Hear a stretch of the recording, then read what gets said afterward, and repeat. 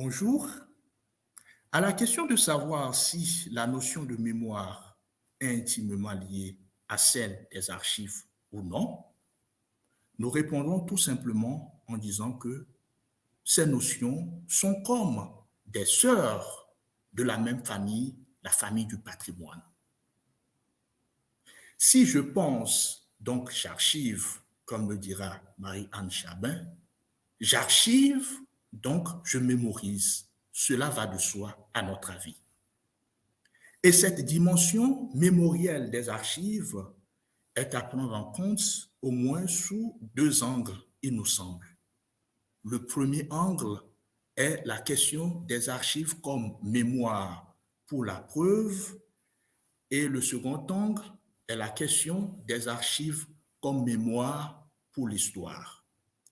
Mémoire pour la preuve dans la mesure où ces archives consignent les traces des actions administratives que nous menons et par conséquent nous permettent de rendre des comptes. Et rendre des comptes, c'est le thème du séminaire Administration et archives de l'école des chartes en cette année et qui va s'achever le 20 mai prochain.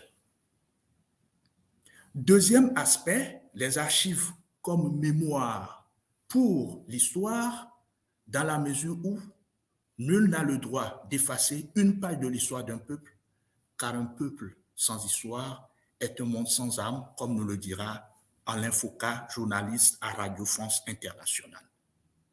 Ces archives nous permettent donc de retracer le passé afin d'avoir un avenir plus meilleur, un avenir plus certain. Et un chartiste français, ancien directeur des archives de France, Charles Brimban, résume très bien cet état de choses en soutenant que les archives sont aussi bien un rempart, ou plutôt un arsenal pour l'administration et un grenier pour l'histoire. Parlant de nos expériences, nous pouvons, par exemple, nous référer à nos travaux au Fonds Ricoeur. Le Fonds Ricoeur est conservé à l'Institut protestant de théologie.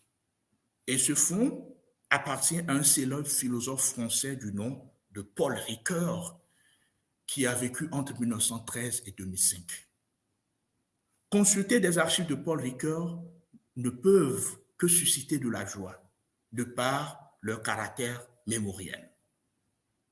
Mais aussi, il faut savoir que si l'on consulte ce fonds dans sa période allant de 1939 à 1945, l'on pourrait clairement constater que Paul Ricoeur a été en période de captivité, en période de guerre, a été résistant, a été déporté. Cela ne peut que susciter de la tristesse. Les archives, de par leur caractère mémoriel, donc sont véhiculatrices de l'émotion, une émotion patrimoniale. Pour conclure, nous dirons tout simplement que chasser le mémoriel de l'archive, elle revient tout simplement au galop. Je vous remercie.